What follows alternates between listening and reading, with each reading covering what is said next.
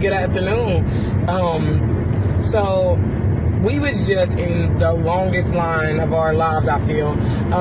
We was trying to do property taxes for a vehicle, and you guys, we've been in there since like 10:30, somewhere around there, and the line is just ridiculous.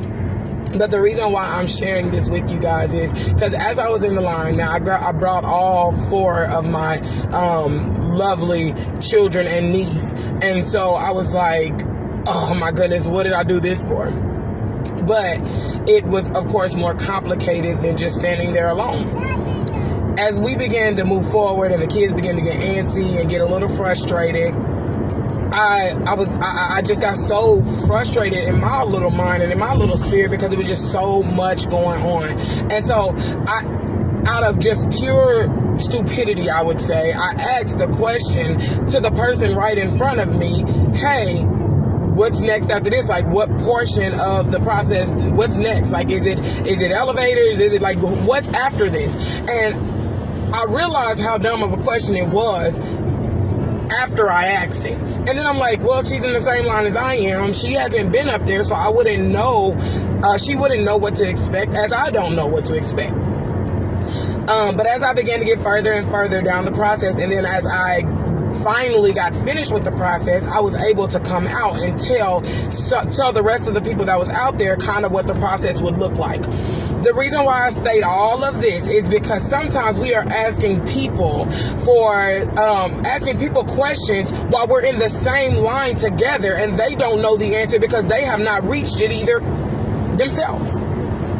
And so a lot of times we get mad at them, like, oh, you haven't reached it, man. I don't get it. You should know what to tell me right now. But if they haven't reached the end of the line, if they have not reached the end of their situation, if they have not reached the end of that circumstance, they cannot tell you anything that you need to know in the midst of your situation. So, instead of getting mad at those people that don't know, understand it like you would expect them to understand it. I'm in the same line that you are in. I am just waiting to figure out what's on the other side. And so with that being said, I just want to encourage somebody, quit falling out with people that don't know what's on the other side of your situation because they're in the same situation. Quit falling out with them. Understand it.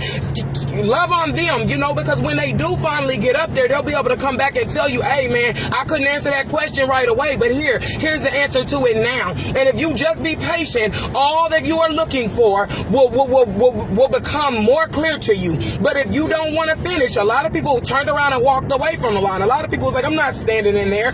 But see, the Bible even tells us the race is not given to the swift nor to the strong, but to those who endure till the end. And so with that being said, after I got out of there, I was like, I literally felt like I wanted to just run around with my property tax waiver, like, I made it. But I am telling you that if we just learn how to endure, we will find out what is on the other side of that situation, of that storm, of that hurt, of that pain. We will find out. But if we do not endure, and of course, we will never find out, and we will never be able to be a testimony to someone else as to how God can do some miraculous things. So I am telling whoever this is for, I am telling you, hang on in there. Hang on in there. Don't get mad at your sister or your brother that's in the same situation as you. Just look towards the hills which cometh your help, knowing that your help cometh from the Lord. May God bless every last one of you.